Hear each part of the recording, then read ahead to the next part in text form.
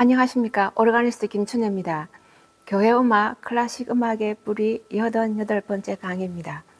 그동안 영국과 미국, 프랑스와 독일의 20세기 교회 음악을 알아보았었는데요. 이제는 언급하지 못했던 유럽의 북쪽에, 동쪽에, 남쪽의 그 나라들의 귀한 그 작곡가들의 교회 음악 작품들을 알아보도록 하겠습니다. 먼저 찬송가 462장 생명, 진리, 은혜 대신 영원하신 구세주, 이 찬송가를 소개하겠습니다. 이 찬송가를 작시하신 분은 아일랜드 출신의 영국 성공회 목사님 서머셋 로리이십니다. 로리 목사님이라고 하면 여러분이 아마 미국의 로버트 로리 목사님을 기억하실 것 같습니다.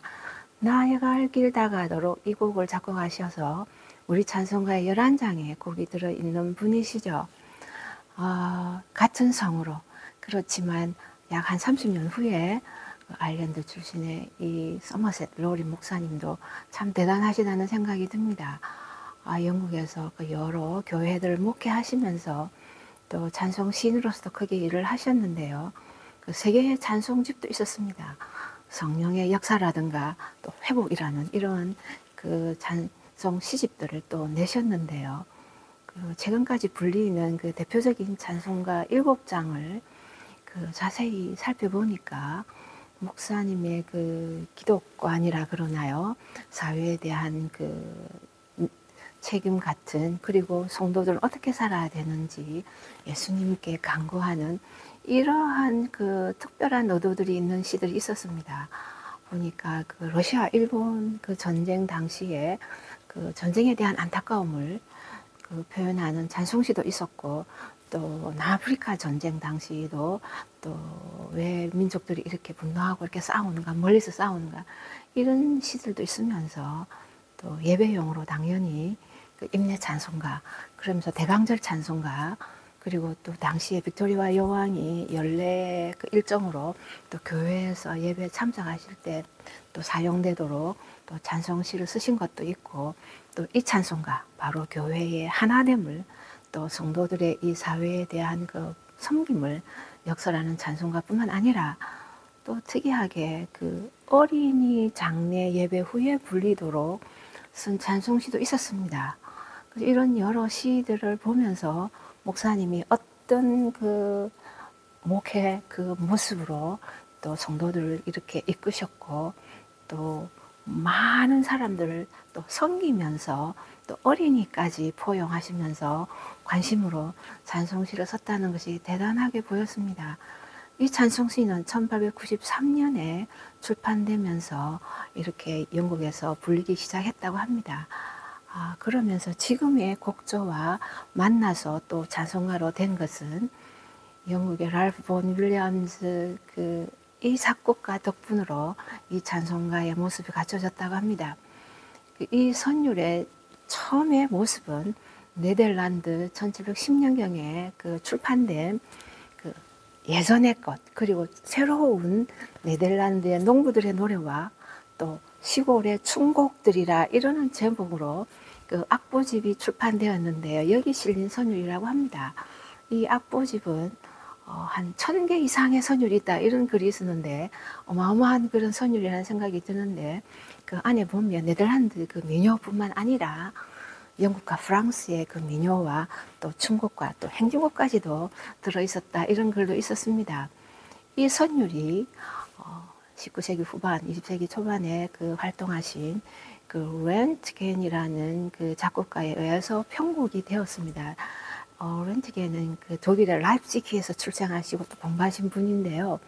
주로 이제 그 네덜란드 암스테르담에서 활동하시고 또 가르치시고 하셨던 분입니다.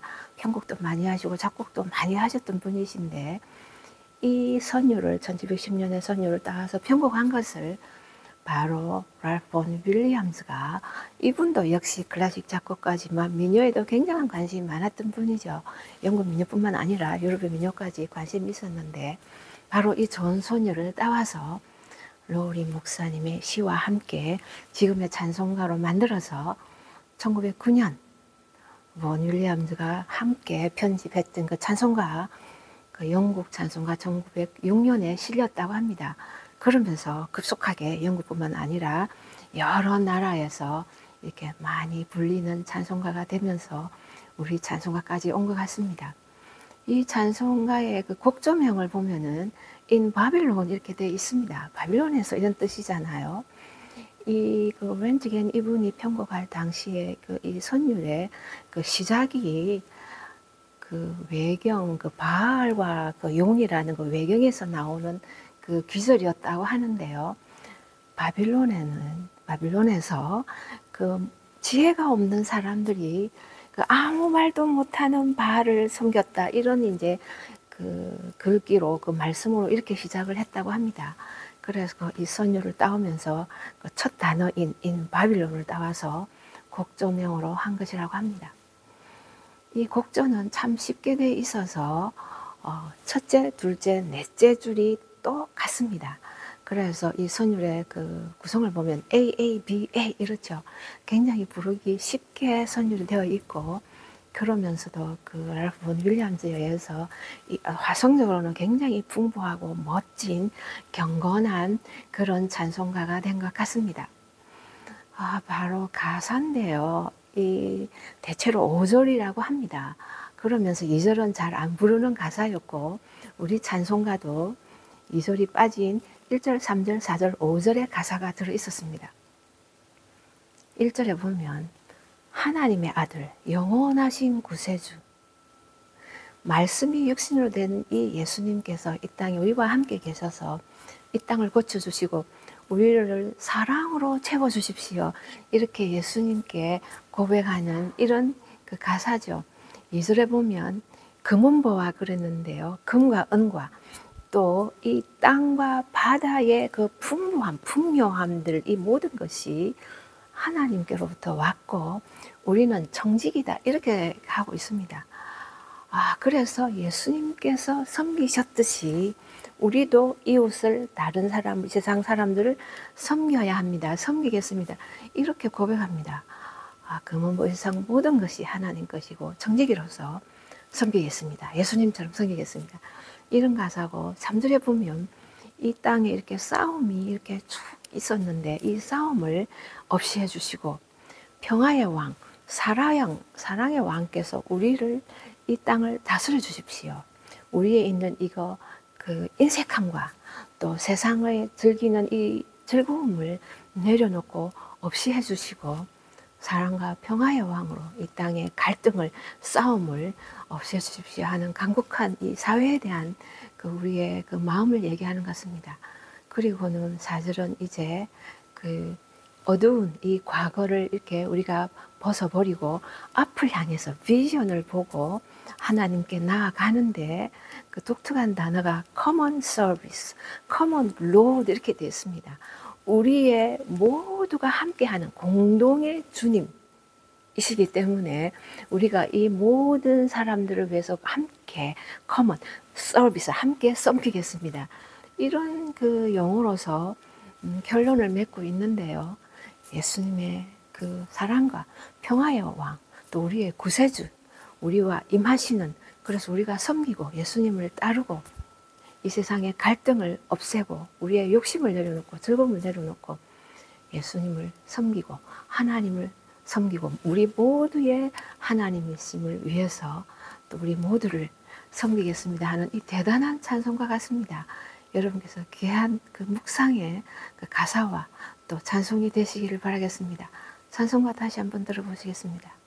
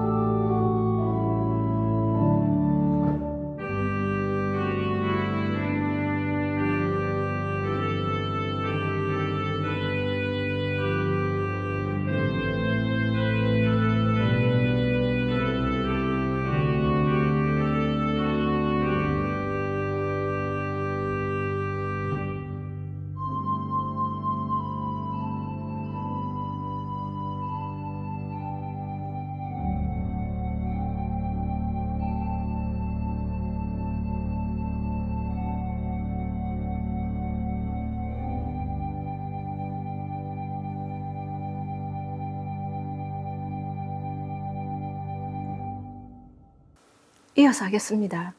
그동안 20세기 교회 음악 가운데서 유럽의 영국, 독일, 프랑스를 알아보았는데요. 이제 미처 알아보지 못했던 유럽의 다른 지역의 귀한 작곡가의 작품을 알아보도록 하겠습니다.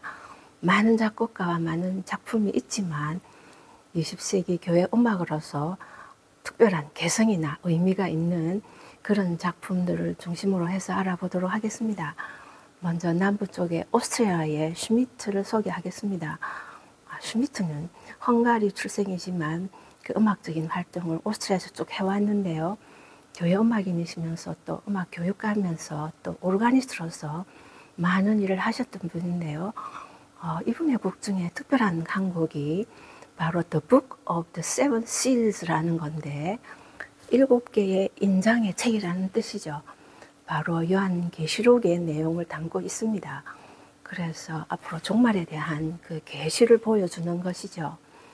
요한 사도가 나오고 하나님의 음성이 나는 알파와 오메가다, 처음과 끝이다 하는 그 선포가 있으면서 그 앞으로 있을 그 여러 가지 그 주님의 오실 날에 대한 그 심판의 혹은 그 천사들을 통한 그 경고의 메시지들이 쭉 이어서 나옵니다.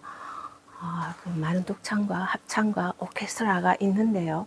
그 대규모의 그 연주단이 없고 오르간도 종종 나와서 간주도 이렇게 나옵니다. 좋은 그런 곡을 보면서 특히 그 맨 끝에 보면은 모든 계시가 끝나고 합창으로 할렐루야 이렇게 외치는 부분이 굉장히 그 장관을 이룹니다. 그 할렐루야 찬양이 끝나고 다시 요한과 또 하나님께서 또 너희들이 나의 자녀들 될 것이다 이렇게 선포하면서 맨 끝에 아멘 이렇게 끝나는 그 곡이 참으로 멋있다는 생각이 들었습니다. 여러분께 추천합니다. 그러면서 같은 오스트리아면서 같은 해에 태어나신 쉔베르그를 소개합니다. 쉔베르그는 1874년에 오스트리아에서 태어났는데요. 같은 해 태어난 이 슈미트보다는 완전히 어떻게 보면 다른 음악이라 할 수 있습니다. 슈미트는 후기 낭만에서 현대의 화성이 들어있다고 한다면 쉔베르크는 여러분이 아시는 12음계 그 발전시키신 분이죠. 그래서 음악은 참으로 그 20세기에 큰 업적을 이룬 그런 음악인데요. 이분은 유대인이었습니다. 그래서 오스트리아에서 활동하시다가 결국에는 그 미국으로 건너가셨는데요. 이분은 그 유대인이라서 그럴 수도 있겠지만 그 구약 성경의 인물들을 배경으로 그런 곡들이 꽤 있었는데요. 야곱의 사다리라는 그 오라토리아가 있는데 굉장했습니다. 그 야곱의 그 일, 그 성경에 나오는 그 스토리가 아니라 우리 일반인들의 그 영혼에 대한 얘기였습니다. 그 여러 영혼이 그 하나님을 갈구하는, 하나님을 향해 그 바라보는 그런 그 사다리의 의미죠. 상징적인 의미죠. 영혼의 다양한 권해도 보이고, 천사 가브리엘이 그 다양한 영혼들의 갈구에 대해서 또 코멘트가 나오면서 맨 위에, 사다리 위에, 중간에, 아래에 이런 하나의 위치적인 상징적인 의미로 연주자들이 각각 이렇게 분리되어서 이렇게 있었습니다. 맨 위에, 중간에, 그리고 물론 메인 오케스트라는 스테이지에 있긴 있는데요. 이렇게 여러 위치를 상징적으로 보여주면서 연주자들이 있고, 대규모의 연주단이 그 하는 걸 보면서 참 감동이었습니다. 그 야곱의 사다리 여러분 한번 들어보시면 좋겠다 싶습니다. 그러면서 모세와 아론이라는 오페라가 있는데요. 이 오페라는 그 미완성입니다. 3막은 그 완성하지 못해서 스케치한 것을 다른 분이 작곡했다고 그러고 1, 2막만 이렇게 이제 했는데 이 1, 2막만 해도 거의 100분 이상이 가는 긴 그 오페라입니다. 이 안에서 다양한 그 쉔베르그의 그 음악들이, 모습들이 이렇게 드러나기 때문에 또 눈으로 볼 수 있고 좀 특별한 그런 그 스테이지나 이런 구상이기는 하지만 또 여러분이 관심 있으면 그 들어볼 수 있는 오페라라는 그런 생각이 듭니다. 그러면서 사실은 데 프로푼디스라는 그 10편, 130편의 가사를 한 그 무반주 합창곡이 또 굉장히 뛰어납니다. 이 곡은 그 쉔베르가 그 마지막 해에 그 완성된 작품으로는 최후의 곡이라고 합니다. 1950년에 쓴 곡인데요. 그 깊은 곳에서 하나님께 부르짖습니다 하는 이 시편 내용이잖아요. 그래서 그렇게 길지 않지만 그 쉔베르크의 다양한 그 음악적인 모습이 그 무반주 합창으로 탁 드러나는데요. 만약에 앞에 두 곡이 부담되시면 이 짧은 이 곡이라도 들어보시면 그 쉔베르크가 이렇게 한 곡을 썼는데 그 딱 들어보니까 너무 이해할 만하고 특이하고 이런 느낌을 받으실 거란 생각이 듭니다. 대단한 그 클래식 작곡가의 면모를 알 수 있기 때문에 여러분께 추천합니다. 그러면서 그 스위스의 마탱을 소개합니다. 마탱은 프랑스 개신교도 위그너죠. 그분들의 가게입니다. 이분의 아버지는 스위스의 칼빈주의 교회의 목사님이셨습니다. 그래서 기독교 신앙으로 자라면서 교회의 오래된 그 교회 음악 전통을 잘 익혔다는 생각이 듭니다. 특히 기록에 보니까 12살인데 바흐 마테 순환곡 연주회 가서 굉장한 감동을 받았다고 합니다. 이것이 평생 음악에 영향을 많이 줬다고 하는데요. 이 마탱의 음악은 역시나 그 예전적인 그런 전통을 많이 가지고 있으면서 또 이분의 독특한 그 20세기의 화성과 합해져서 좀 그렇게 어렵지도 않으면서 신비하고 경건한 느낌을 줍니다. 이분의 곡 가운데 그 더블 콰이어를 위한 미사가 있는데요. 이 곡도 참 멋있습니다. 그 무반주로 되어 있는데 그 르네상스적인 그 옛날 풍의 그 음악이 다 이렇게 합창으로 아카펠라로 들리는 게 너무나 멋있다는 생각이 들었습니다. 여러분이 좋아하실 것 같습니다. 그러면서 한 곡이 좀 심각한 곡이 골고다라는 그 곡인데요. 순환곡이라고도 할 수 있습니다. 예수님의 골고다에서 순환에 관한 그런 것들이 있는데 가사는 사복음서와 어거스틴의 고백록과 그 시들을 따와서 가사를 했다고 합니다. 참으로 그 특별한 그런 곡이었는데요. 순환으로 끝나지 않고 맨 끝에 부활을 첨가했습니다. 그래서 그 예수님의 그 순환과 죽으심과 또 부활을 함께 가지고 있는 좋은 이 오라토리오입니다. 여러분께서 조금은 앞에 곡보다는 미사곡보다는 조금 어려울 수는 있습니다. 그 순환에 관한 거기 때문에 20세기성이 좀 더 있지만 좋은 작품으로 여러분께 소개합니다. 그러면서 이탈리아의 피제트를 소개합니다.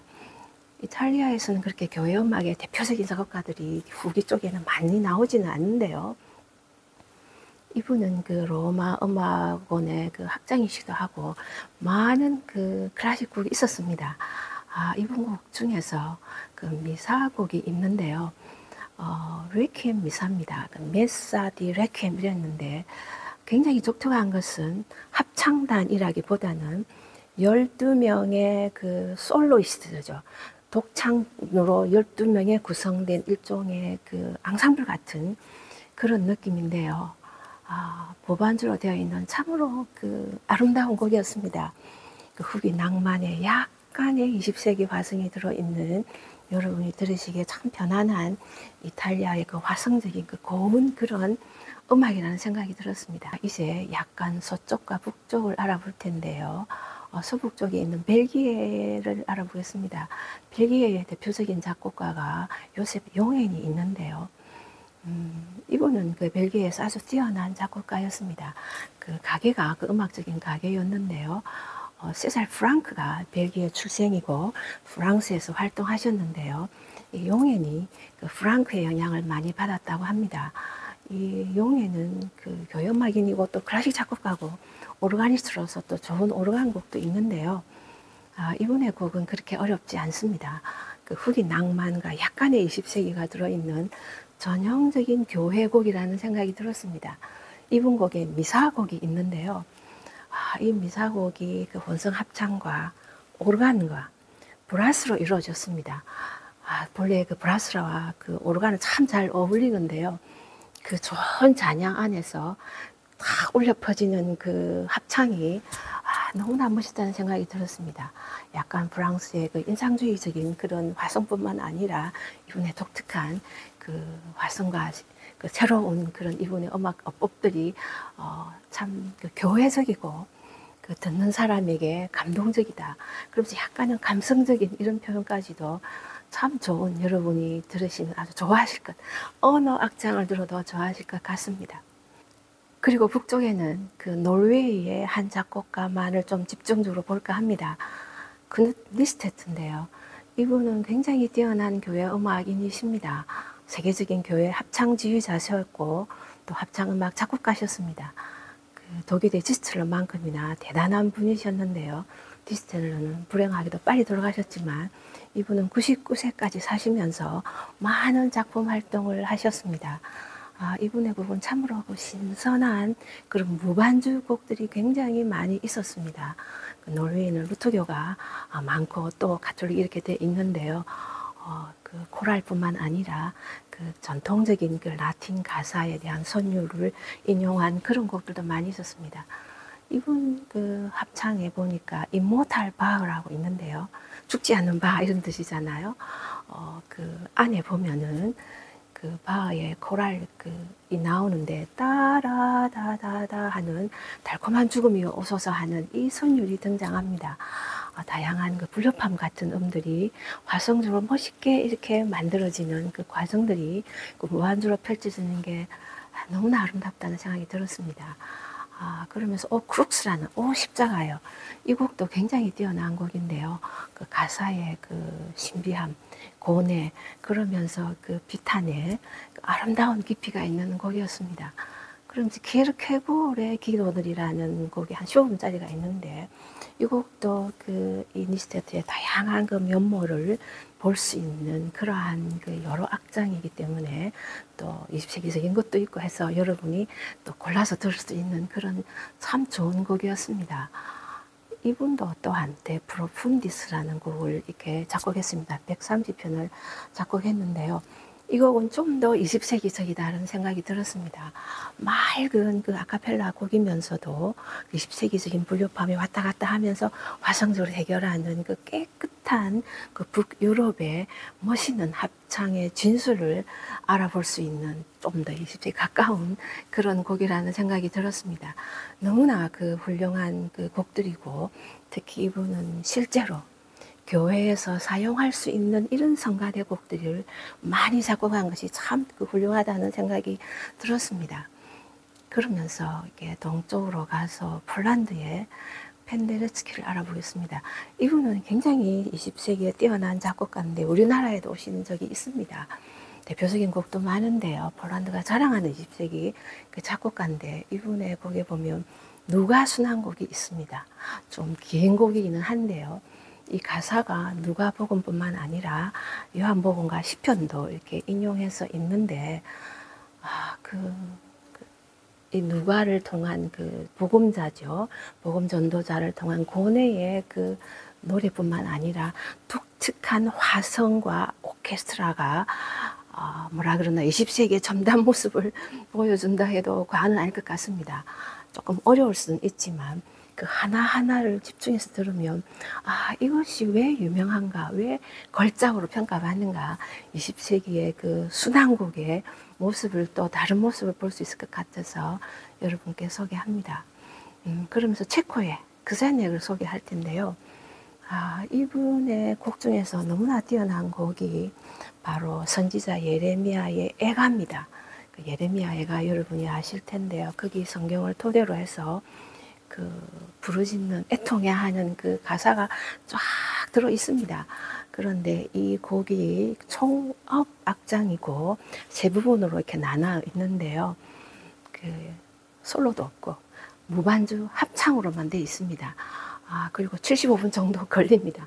긴 곡인데 그럼에도 불구하고 이 세 부분이 각각 다른 날에 연주될 수 있게 했습니다. 예를 들면 1부는 그 만찬을 가지시는 목요일, 순환 주간의 목요일이고 2부는 굿 프라이데이, 금요일이고 마지막 3부는 토요일에 연주되도록 이런 딱 설정을 해놨습니다. 주로 그 성주간에 많이 연주되는 그런 예레미야 애가이기는 합니다. 그러면서 이 총 9악장 맨 마지막에 뭐라 되어 있냐면 예루살렘아 하나님께로 돌아오느라 이것을 9번 이렇게 반복합니다. 얼마나 그 안타까웠으면 그 하나님의 음성을 이렇게 표현했을까. 굉장히 진지한 음악이다라는 생각이 들었습니다. 그제넥은 이 곡을 쓰고 1941년에 쓰시고 나치에 의해서 그 연주 금지를 당했습니다. 나치가 그런 일들을 많이 했죠. 핍박을 받은 작곡가들이 있는데요. 그래서 이분이 이것을 계기로 또 미국에 건너오신 그런 일이 되기도 했습니다. 그러면서 그 헝가리의 작곡가 코다이를 소개하겠습니다. 헝가리라 그러면 코다이 외에도 바르톡이 있는데요. 1년 차이로 이렇게 태어나신 분들입니다. 바르톡은 클래식 곡에 훨씬 더 많은 일을 하셨고 코다이는 같은 클래식 곡이지만 또 그 민요 수집도 더 많이 하셨고 특히 어린이 음악 교육에 많은 일을 하시면서 교회 작품이 많습니다. 교회 합창자분들이 참 많은데요. 미사 브레비스가 아주 유명합니다. 이 미사 브레비스는 처음에는 오르간 곡이었습니다. 그러다가 합창과 오르간 반주로 되었다가 또 합창과 오케스트라 반주로도 다시 만들기도 했는데요. 그 르네상스적인 그 가톨릭적인 그 챈트적인 그러면서 헝가리의 그 민요 같은 그러면서 고풍스러운 20세기의 모습이 들어있는 듣기 아주 익숙할 수도 있는 그러한 좋은 음악입니다. 그 오르간의 역할도 굉장히 멋있게 나오는데요. 여러분에게 소개합니다. 그러면서 헝가리 시편이 있는데 이것은 헝가리 부다페스트 수도 50주년을 기념해서 쓴 곡이라고 합니다. 시편 55편을 토대로 해서 썼고 이 곡에서 하나님께 부르짖는 언제까지 하나님 기다리시고 우리를 구해주실 겁니까 하는 이런 간절한 그런 요청이 들어있는 그런 시편인데요. 참으로 멋있는 그 곡입니다. 또 헝가리가 대표하는 그런 대표적인 그 시편 고다이 작품이라서 여러분께 소개했습니다. 그러면서 동쪽이면서 또 북쪽일 수도 있는 그 러시아의 스트라빈스키를 소개합니다. 이분은 션베르그만큼이나 음악사의 대단한 작곡가입니다. 20세기 대표적인 작곡가인데요. 이분의 음악은 신고전주의적인 성향을 가지기 때문에 많이 난해하진 않습니다. 물론 그런 곡도 있긴 있습니다만은 특히 교연음악을 쓸 때는 굉장히 그 클래시컬하게 쓰는 경향도 있고 이분이 상당히 그 경건한 신앙인이었다고 합니다. 교연음악도 좋은 곡들을 많이 썼는데요. 이분의 시편 교향곡이 굉장히 유명합니다. 한 20분짜리밖에 안 되는데요. 이 모든 악장에서 새 악장에서 다 이게 시편이 합창이 함께 나옵니다. 한 번만 나오는 게 아니고 쫙 이렇게 연결해서 나오는데요. 1악장은 시편 38편에 한두 절, 그리고는 2악장은 39편에 몇 절, 그리고 3악장은 시편 150편 전체 절을 이렇게 쫙 해서 약 20분에 걸쳐서 나오는데요. 150편에 보면 할렐루야 이렇잖아요. 여호와를 찬양하라. 할렐루야 라우다테 도미눔 이렇게 선포하며 시작합니다. 그리고는 맨 끝에 보면은 또 할렐루야 라우다테 도미눔 여호와를 찬양하라. 호흡이 있는 모든 것들아 찬양하라 하는 이런 대단한 그 시편 교향곡 여러분께 꼭 소개합니다. 그러면서 그 미사곡도 그 1947년에 쓴 미사곡이 참으로 그 아름다운 곡인데요. 그 스트라빈스키의 그 종교적인 표현이 들어가 있다. 이런 그 설명이 있습니다. 한 20분밖에 또 안 됩니다. 별로 안 깁니다. 악장들이 이렇게 쫙 되어 있는데요. 너무나 멋있고요. 그 미사곡 하나하나에서 그 독특함이, 이분의 독특함이 드러나면서 그 안주스테이 같은 경우에는 끝에 우리 세상 죄를 지고 가시는 하나님의 어린 양이요 이렇게 절규하듯이 외치고 그러면서 도나 노비스 파젬 이렇게 조용하게 끝나는데요. 중간에 글로리아 악장도 너무나 멋있고 또 그래도 같으면 또 이분이 신앙인답게 또 신앙 고백이니까 화려하지 않게 모든 성부가 탁탁 한 리듬으로 가는 신앙 고백하는 이렇게 굉장히 진지한 모습을 보여주는 모든 악장이 그 스트라빈스키의 그 뛰어난 음악이 들어가 있는 너무나 그 좋은 그 미사곡입니다. 여러분 꼭 그 발췌해서라도 들어보셨으면 합니다. 그러면서 마지막으로 에스토니아의 아르보 페르트를 소개합니다. 이분 에스토니아 그 출신의 작곡가인데요. 다른 곳에도 잠깐 있었지만 지금은 그 현존에 계신 아직도 살아계시는 에스토니아 작곡가인데요. 이분은 정교 신앙입니다. 그래서 그 예전에 된 그런 그 음악적인 요소도 많이 가지고 있고, 물론 또 그 가톨릭적인 또 개신교적인 그 유럽 전체의 음악 요소도 골고루 가지고 있는데요. 참 신비한 느낌이 나는 그런 작곡가입니다.